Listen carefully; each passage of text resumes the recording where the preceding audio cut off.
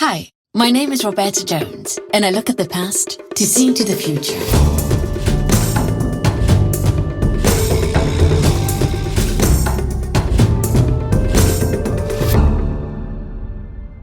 Hello, Roberta Jones here once again to take you on another exciting adventure. This time I'm going to take you into the Roman Empire. I'm going to tell you about the fascinating story of a Roman empress called Ulpia Severina Augusta. You've probably never heard of her, not because I'm assuming you never read books, but because unfortunately she is not in those books. She has been overlooked by writers of Roman history. Yet, she may have been the only Roman empress who governed alone at the helm of the Roman Empire.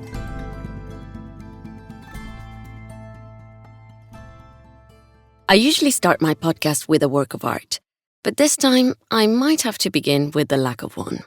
I went to the Roman Piazza del Campidoglio designed by Michelangelo in the Palazzo dei Conservatori, one of the museums which houses statues and busts of Roman emperors, empresses, gods and goddesses, in search of a bust of the Roman Empress Ulpia Severina that is supposed to be there. One of the museum curators was very helpful. I showed him a photo of the bust, and he recognized Ulpia Severina and her time in history from her hair which is swept up in an elegant pleat behind her head. He told me they had an exhibition here about the different hairstyles of Roman empresses. I couldn't find Ulpia Severina in the Palazzo dei Conservatori or the Palazzo Nuovo across the piazza. The curator thought the bust might have been moved to the Museo Nazionale near the Termini station, but even if I find it, I can't be 100% sure that it is actually Ulpia Severina. The matter is disputed, like everything else about her story.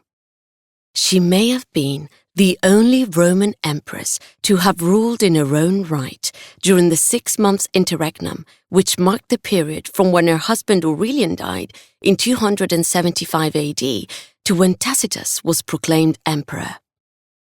You would have thought this would make her a remarkable figure in Roman history, right? And yet, her unique story seems to have faded in the mists of time.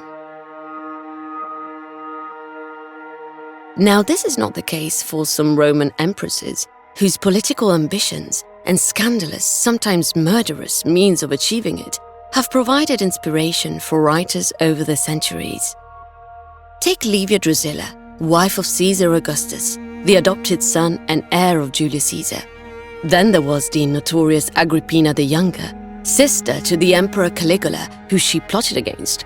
She caused a scandal by marrying her uncle, the Emperor Claudius, to whom she became a trusted advisor. Ancient sources say that she poisoned him with deadly mushrooms at a banquet, so her own son, Nero, by a previous marriage, would become emperor, and she would have even more political influence. Roman writers who documented the lives of Roman emperors wrote at length on these and other Roman powerful women. But the ancient sources have no salacious tales to tell us about Ulpia Severina, a Roman empress who lived during the second half of the 3rd century AD. Her first name, Ulpia, would indicate that she came from the Dacia region, which corresponds to modern-day Romania.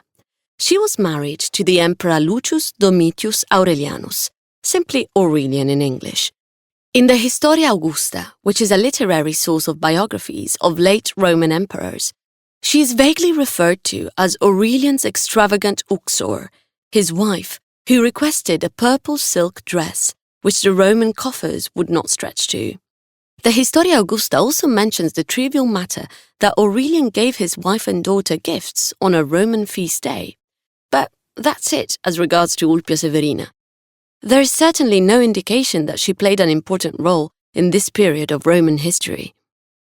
However, Margherita Cassia, a professor of ancient history in Catania in Sicily, has spent many years trying to put the record straight about this unsung empress, and has written a prize-winning book about her, Ulpia Severina Augusta, Ruler and Goddess. The English version was published earlier this year. Modern historiography has a great deal to say about Ulpia Severina's husband, the Emperor Aurelian. He built the Aurelian walls, the mighty walls of Rome, to protect the city from attacks from the Germanic barbarian tribes. He was proclaimed restitutor orbis, restorer of the world, for having united the free warring sections of the vast Roman Empire. Aurelian established the cult of the Sol Invictus in Rome and built a temple to honor the sun god. He distributed free bread, oil, and salt to the people of Rome. And like many emperors before and after him, he was assassinated by his entourage during one of his expeditions on the ancient route between Constantinople and Heraclea. So, the empire was suddenly left without a ruler. What happened? Who governed the empire? And most importantly, who paid the soldiers? If the soldiers were not paid, the empire would collapse. Margherita Cassia and other scholars believe that there is no doubt that Aurelian's young widow played an important role in keeping the empire together.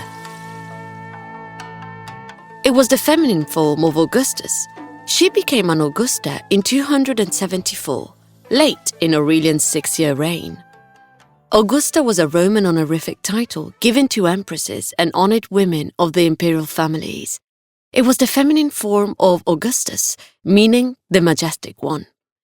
Through this title, Roman empresses claimed an association with the first Augusta, Livia Drusilla, who I mentioned earlier. Ulpia Severina also bore the titles Mater Senatus, Mother of the Senate, and Mater Castrorum, Mother of the military camp.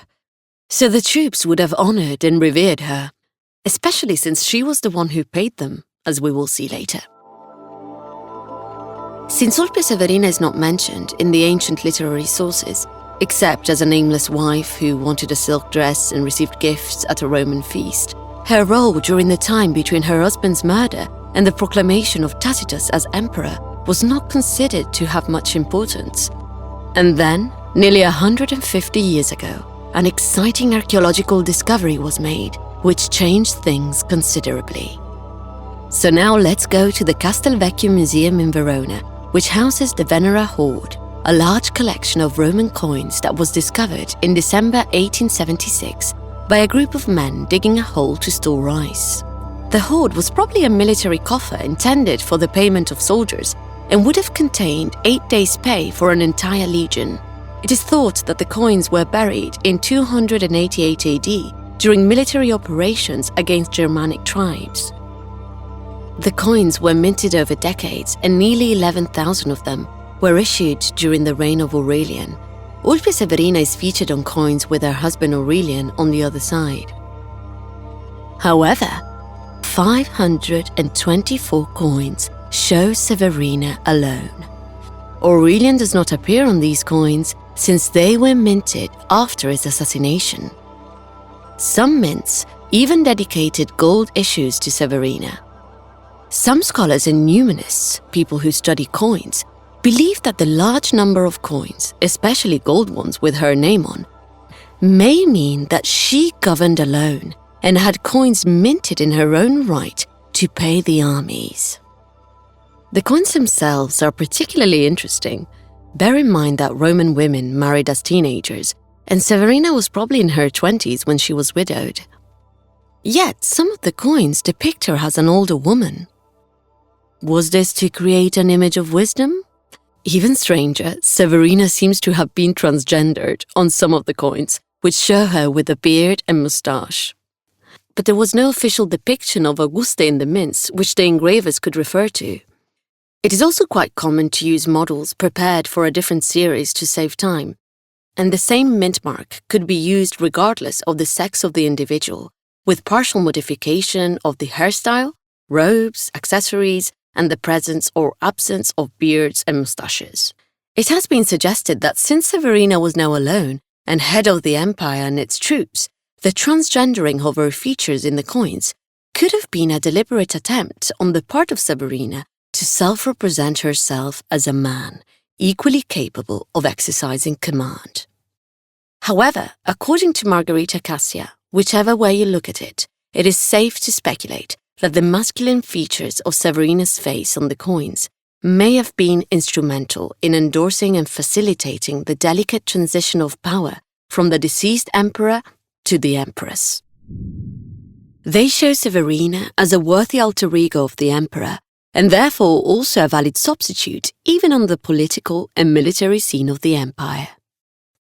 Some of the coins also show her wearing a military cloak fixed over her matronly clothes with a soldier's fibula, a kind of fastening. This was possibly also to show her strength and to consolidate her position as mother of the military camp. The goddesses Concordia and Venus are often on the reverse side of the coins, featuring Severina alone, showing her special relationship with the gods. Venus was thought to be important for the destiny of Rome. The coins have been examined in great detail over the decades, but there are also statue bases and other marble slabs around the Roman Empire that bear inscriptions honoring Ulpia Severina. By 268, the Roman Empire had split into 3 competing states: the Gallic Empire, comprising Gaul, Britannia, and Hispania; the Palmyrene Empire in the east, including the provinces of Syria, Palestine, and Egypt; and the original Roman Empire in Italy. Aurelian is famous for having united the 3 factions and has earned the title Restitutor Orbis, Restorer of the World. The inscriptions honoring Severina and statue bases around the Roman Empire show the importance of his consort in this achievement.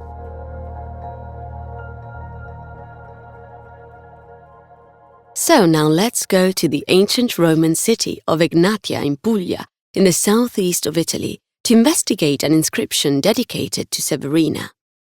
During the Roman Empire, Egnatia acquired a strategic role with the building of the Via Traiana, which linked Rome to the important port of Brindisi, where ships departed for the eastern part of the empire. After the fall of the Roman Empire, Egnatia was besieged by pirates, and the inhabitants fled and it fell into ruin. You can make out the remains of the Forum and the amphitheatre, but what interests us most is the Sacellum of Actis, the shrine of Eastern deities who had been adopted by the Romans. Here you can still see a statue base with carved letters that have been deciphered as an inscription to Ulpia Augusta. The shrine also contains inscriptions dedicated to Eastern deities like Magna Mater, the Great Mother, and the goddess Syria, so Ulpia Severina was certainly in good company. Indeed, we cannot ignore the significance of the placement of a statue of Severina within this sacred shrine. Talking about goddesses, in the city of Perinthus, capital of the Roman province of Thrace, an inscription on a statue base, presumably of Severina, presents her as the incarnation of Nike, the goddess of victory.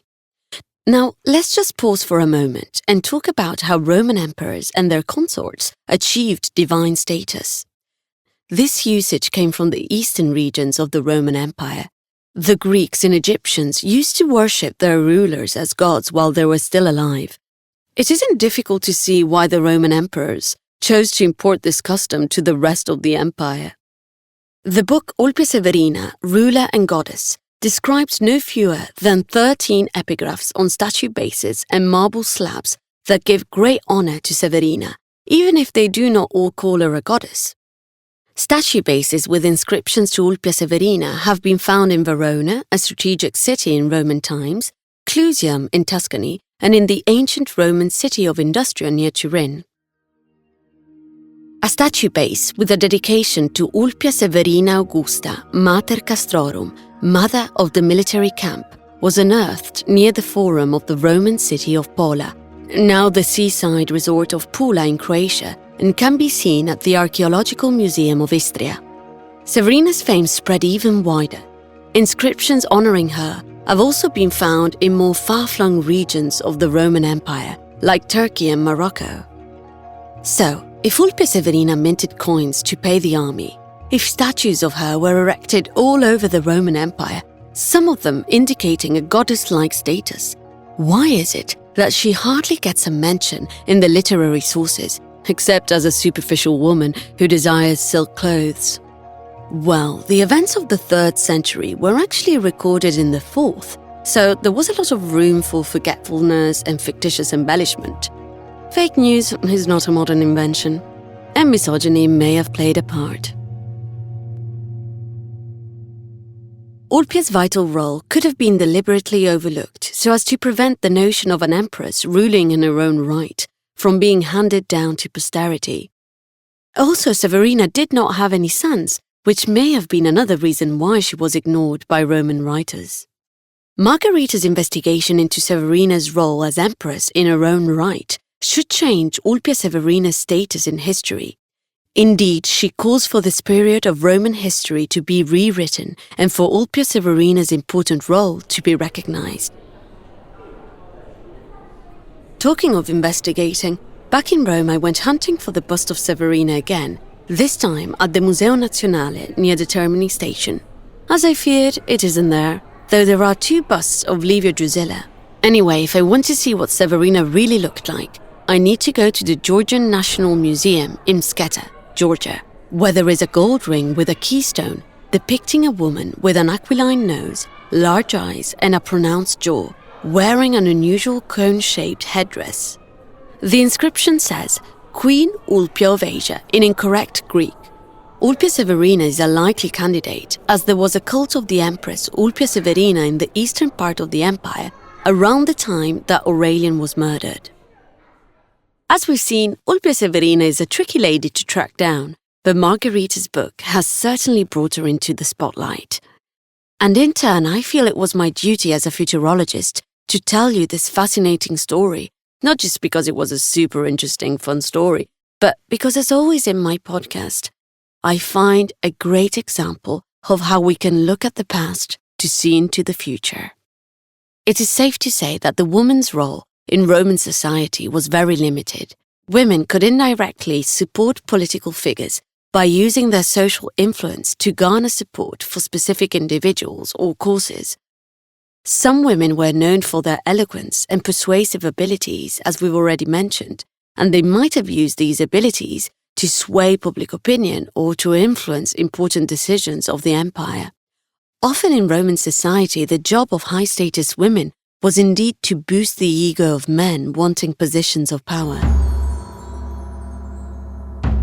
A woman could aspire to become an empress, as in the wife of an emperor, but the idea for a woman to become a ruling emperor in her own right was not even conceivable. And this is also the reason why Ulpia Severina's story might have been covered.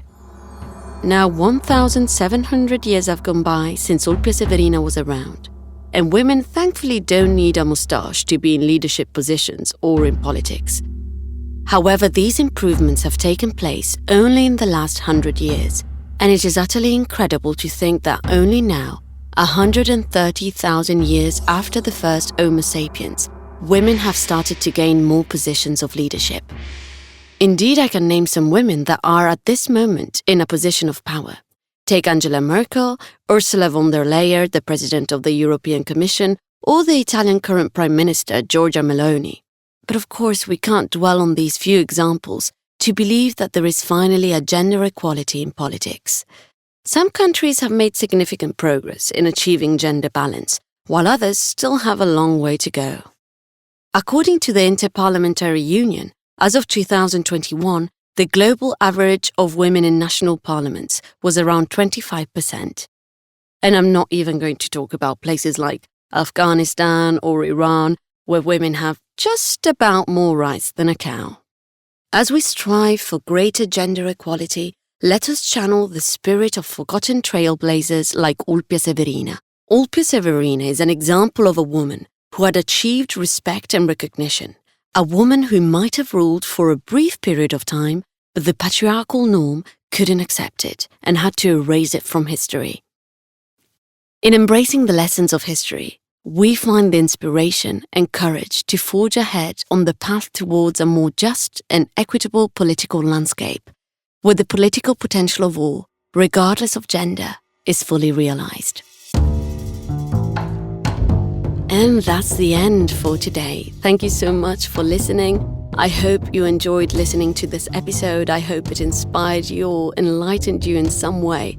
As always, you can follow the podcast. You can also spread the word. That really, really helps. You can go on Instagram at Roberta Jones Podcast. There you can find all the images that we talk about during the podcast. A special thanks goes to Catherine Ruth Halstead, who has helped a lot researching and writing the podcast. and to Margherita Cassia, who has written this amazing book on which the episode is based, called Ulpia Severina, Ruler and Goddess. Also, of course, as always, Matteo D'Alessandro, responsible for the sound engineering and sound effects of this podcast. Thank you so much, and until our next adventure. Ciao!